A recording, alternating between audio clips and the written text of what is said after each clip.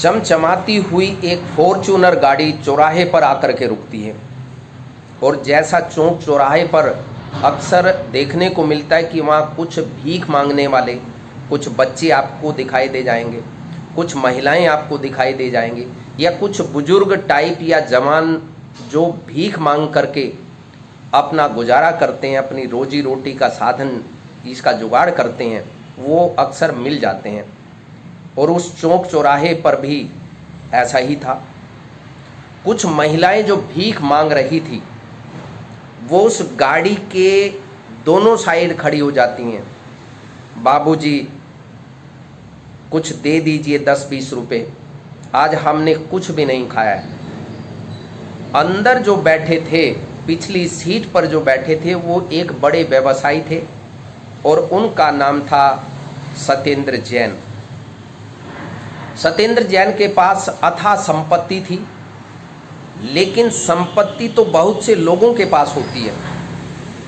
संपत्ति के साथ साथ दान देने का जो अंदर से भाव पैदा होता है वो बहुत कम लोगों में देखने को मिलता है। सत्येंद्र जैन में दोनों चीज़ें थी। उनके पास अथाह संपत्ति तो थी ही, दान देने का भाव भी कमाल का था। सत्येंद्र जैन ने गाड़ी का शीशा नीचे किया और साइड में रखे पर्स में से 500 के नोट निकाले और वो जो 3-4 महिलाएं खड़ी थी भीख मांगने के लिए, एक एक करके उनको 500 रुपए दे दिए। 1-2 मिनट के बाद ड्राइवर ने गाड़ी को आगे बढ़ाना शुरू किया, क्योंकि चौक में जो जाम लगा हुआ था वो कुछ हल्का हुआ था। और जैसे ही धीरे धीरे गाड़ी चलने लगी, एक मैले कुचैले में एक औरत दौड़ करके आई और हाथ जोड़ करके कहने लगी कि बाबूजी, हमें तो आपने कुछ दिया ही नहीं, 2 दिन से कुछ खाया नहीं है, आप कृपया हमें भी कुछ दे दीजिए। सत्येंद्र जैन ने ड्राइवर को कहा कि गाड़ी 1 मिनट रोकना। ड्राइवर ने साइड में गाड़ी रोकी और जैसे शीशे को डाउन किया, उस औरत ने जो भीख मांग रही थी उसने अपना मुंह शीशा डाउन होते ही कार के अंदर अपने मुंह को ले गई। और अंदर जैसे ही उसने सेठ जी को देखा वो अवाक रह गई और देखते ही उसने तुरंत कहा, आप सत्येंद्र मांगने के लिए मजबूर किस वजह से हुई हो? अब पीछे भी जाम लग जाता है, क्योंकि चौक का मामला था, तो पीछे से हॉर्न लोगों ने बजाना शुरू कर दिया। तब सत्येंद्र जैन कहता है कि आओ गाड़ी में बैठो। और जब वो गाड़ी में बैठने लगती है तभी आसपास के लोग देख करके अचंभित हो जाते हैं कि ये फॉर्च्यूनर गाड़ी में जो सेठ जी बैठे हैं, ये एक भीख मांगने वाली महिला को अपनी गाड़ी में क्यों बिठा रहे हैं। हो हल्ला मच जाता है। आसपास के जो दुकानदार थे वो अपना काम छोड़ करके, दुकानें छोड़ करके उस कार को घेर लेते हैं और ये कहते, आशंका उनको ये होती है कि ये जो सेठ जी हैं, इस महिला को, वो देखने में सुंदर थी, कपड़े मैले कुचैले भले ही थे लेकिन वो देखने में सुंदर थी, इसलिए लोग शंकित हो जाते हैं कि ये जो सेठ जी हैं, जो गाड़ी वाले हैं, ये इस महिला को कहीं ले करके जा रहे हैं कोई अनैतिक काम करने के लिए, पैसे का लालच दे करके वो गाड़ी को घेर लेते हैं। घेरने के बाद वो जो भीख मांगने वाली महिला थी वो कहती है कि ये मुझे कहीं नहीं ले जा रही हैं, मैं खुद इनके साथ जा रही हूँ, इसलिए आप चिंतित मत हों, ये बहुत बड़े बिजनेसमैन हैं और किसी भी प्रकार की कोई अनैतिक बात ये किसी भी सूरत में कर ही नहीं सकते। और उसके बाद वो गाड़ी में बैठ करके आगे बढ़ जाते हैं। रास्ते में सत्येंद्र जैन उनसे पूछता है कि ये तुम्हारी हालत कैसे हुई, क्यों तुम चौक चौराहे पर भीख मांगने को मजबूर हुई हो, और तुमको जो मैंने 40 लाख रुपए दिए थे उनका क्या हुआ? तब वो कहती है कि जो 40 लाख रुपए आपने दिए थे उनमें से अब मेरे पास एक फूटी कौड़ी नहीं है। सत्येंद्र जैन ने कहा कि हम तो तुम्हें बहुत अच्छे से रखते थे, हमने तो तुम्हारे ऊपर कोई अत्याचार नहीं किया, हमने तो तुम्हारे ऊपर किसी भी प्रकार का पैसे का या कोई दहेज का कभी भी दबाव नहीं डाला और कभी मांग नहीं की, हम तो तुमको 3 कपड़ों में लेकर के गए थे। दरअसल जो वो महिला थी जो भीख मांग रही थी वो सत्येंद्र जैन की तलाकशुदा पत्नी थी। सत्येंद्र जैन ने उनको तलाक नहीं दिया था, बल्कि मेघा ने ही तलाक की अर्जी फाइल की थी। कोर्ट के माध्यम से उनका तलाक हुआ था और सत्येंद्र जैन पर मेघा ने आरोप लगाया था कि वो दहेज के लालच में मुझे परेशान कर रहे हैं और उस दहेज के चक्कर में ही 40 लाख रुपए में उनका मामला सेट हुआ था, तलाक हो गया।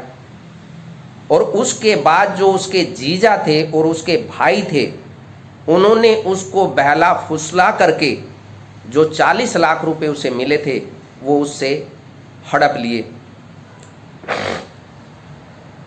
अब वो क्योंकि माँ बाप उसके गुजर चुके थे, अब वो बिल्कुल चौराहे पर आ गई थी। उसके सामने अब कोई रास्ता नहीं बचा था। रास्ता ये था या तो अनैतिक कार्यों से पैसा इकट्ठा किया जाए या भीख मांग करके अपना पेट भरा जाए।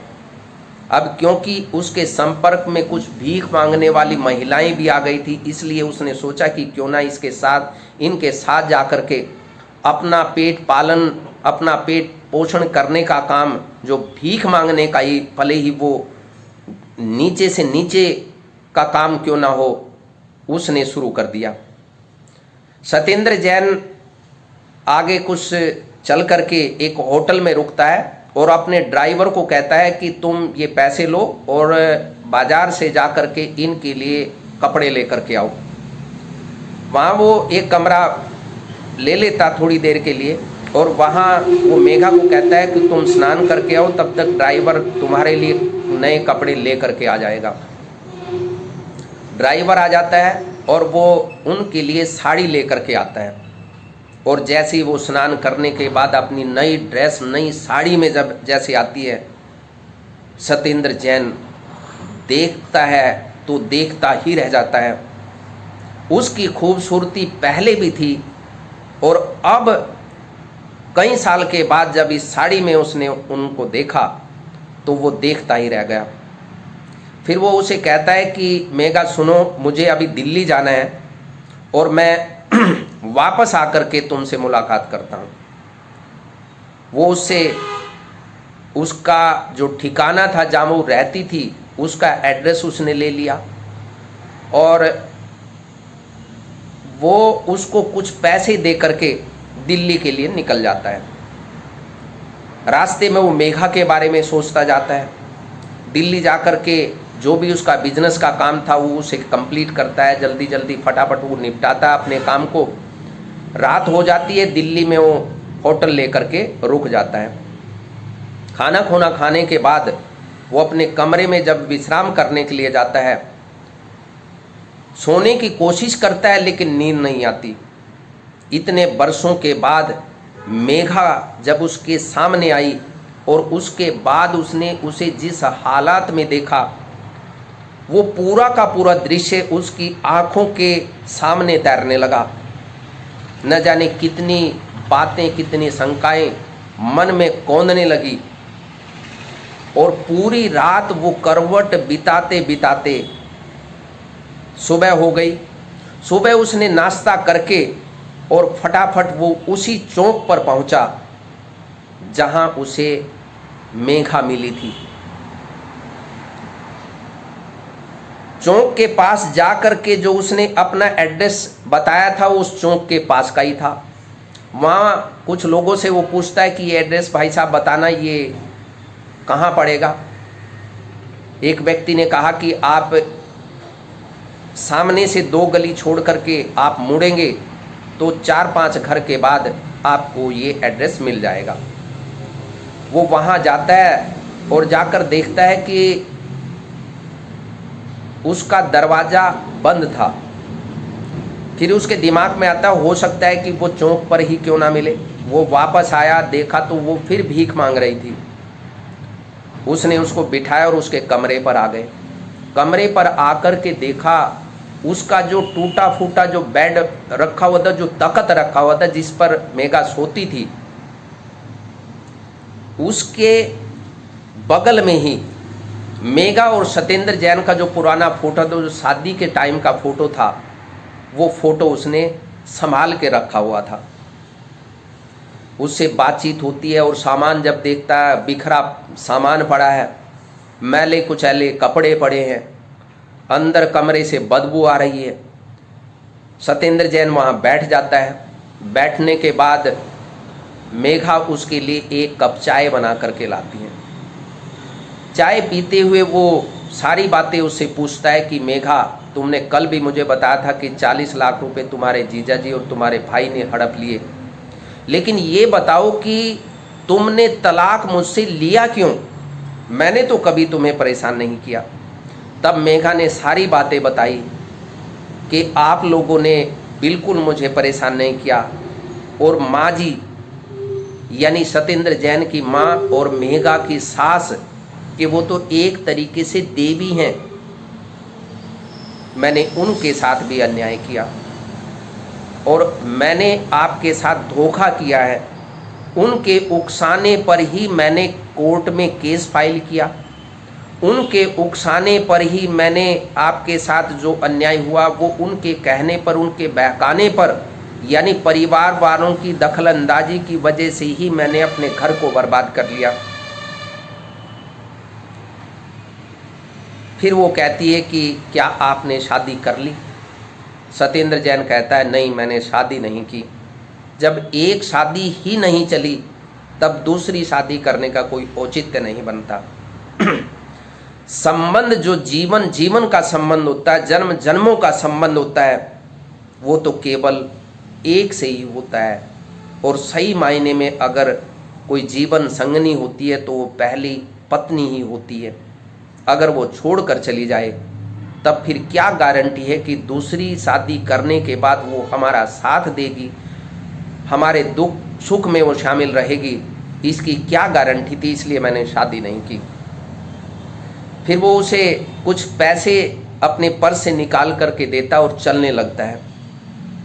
कहता मेघा, अब मुझे चलना है और मुझे घर जाना है। मेघा उसके पैर पकड़ लेती है। वो कहती है सत्येंद्र, क्या हम अब फिर दोबारा एक नहीं हो सकते? मैं आपसे अलग भले ही हो गई हूँ, लेकिन मैं आपको बहुत चाहती हूँ। मेरे जीवन में आपके अलावा कोई पुरुष नहीं है और ना कोई आ सकता है।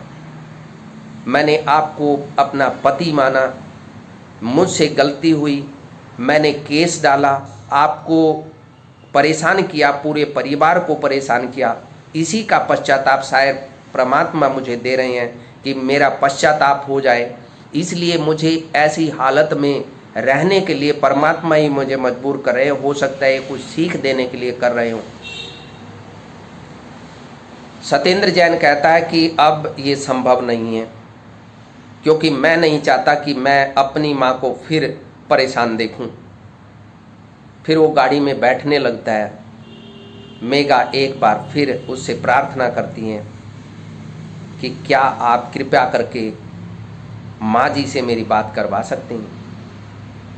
सत्येंद्र जैन अपना पर्स के साथ जो मोबाइल फ़ोन रखा हुआ था, मोबाइल फ़ोन उठाता और माँ को फ़ोन लगाता है और माँ को कहता है कि माँ, मेघा मिल गई है, मेघा से बात करोगी? उधर माँ तो बेचैन थी मेघा के लिए, वो मेघा को बेइंतहा प्यार करती थी।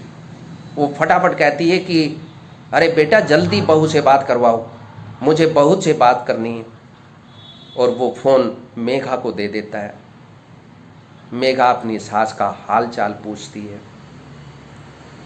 उधर जो सास हैं वो बेचैन हो जाती हैं और वो ये कहती हैं कि तुम्हें अभी घर आना पड़ेगा, अगर तुम नहीं आओगी तो फिर समझ लो कि तुम मुझसे प्यार नहीं करती। तब फिर वो कहती है कि फटाफट सत्येंद्र को फ़ोन दो। और वो जैसे ही सत्येंद्र को फ़ोन देती है, उधर से माँ की आवाज़ आती है कि बेटा बहू को अपने साथ ले करके आना। बहू जिस हाल में भी है उसे किसी भी सूरत में छोड़ करके नहीं आना, उसे अपने साथ अभी तुरंत अपनी गाड़ी में बिठा करके घर ले करके आना। सत्येंद्र जैन की आंखों में भी चमक आ जाती है। वो मेघा को कहता है कि ठीक है मेघा, अब फिर दोबारा तो इस प्रकार की गलती नहीं करोगी। मेघा सत्येंद्र जैन के पैर पकड़ लेती है, आंखों से आंसू बह निकलते हैं। रोते रोते वो कसम खाती है कि मैं मरते दम तक आपका साथ कभी नहीं छोड़ूंगी, मैं मरते दम तक अपनी सासू माँ की सेवा करने से कोताही कभी नहीं करूंगी, आप कृपया मुझे अपना लीजिए। सत्येंद्र जैन मेघा को कार में बिठाता है, बाजार जाता है, बाजार से कुछ उसके लिए कपड़े खरीदता है और उसके बाद होटल में जाकर के उसे तैयार करवाता है और बहू को लेकर के अपने घर पहुंचता है। घर पहुंचते ही जैसे गाड़ी गेट के आगे रुकती है, माँ ने तो कमाल कर दिया, माँ ने तो पूरी पार्टी का इंतजाम कर दिया। आस पड़ोस मोहल्ले वालों को निमंत्रण दे दिया कि आज मेरी बहू आ रही है, शाम को आप सभी का खाना मेरे घर में है। ढोल नगाड़े वालों को बुला लिया और बैंड बाजे से फिर से बहू का स्वागत किया और एक बिखरा हुआ परिवार दोबारा एक हो गया जन्म जन्मों के लिए। इस कहानी से ये सीख मिलती है कि जब मायके वालों का इंटरफेरेंस ससुराल में शुरू हो जाता है तो बहुत संभावनाएं बढ़ जाती हैं कि उनका जीवन तबाह होने की राह पर चल पड़े। इसलिए ये एक सीख है पूरे समाज के लिए, जो आज की नई पीढ़ी है, जिनकी शादी हुई है, जो एक दूसरे को इग्नोर करते हैं, अपना ही मान मर्दन करने में जुटे रहते हैं, अपने सास ससुर की सेवा नहीं करते, अपने परिवार की जो महत्वपूर्ण जिम्मेदारी उसको निभाते नहीं हैं, पूरा पूरा दिन अपने परिवार से बातें करना शुरू कर देते हैं। जबकि शादी के बाद किसी भी बेटी का परिवार जो होता है वो उसका ससुराल हो जाता है, मायका तो मायका होता है। इसलिए सभी से हमारी प्रार्थना है कि अगर कोई इस प्रकार की राह पर चल रहा है तो इस कहानी से जो ये सत्य घटना है इससे सीख लेनी चाहिए और अपने जीवन को अपने परिवार के साथ खुशी खुशी बिताने का संकल्प करते हुए जीवन को आगे बढ़ाएं। और अगर आपको ये कहानी जो सत्य घटना है अच्छी लगी हो तो ज़्यादा से ज़्यादा लोगों को शेयर कीजिए और हमारे चैनल को सब्सक्राइब कीजिए। मैं MP कौशिक आपके मंगल में जीवन की कामना करता हूँ। बहुत बहुत धन्यवाद। नमस्कार। जय हिंद।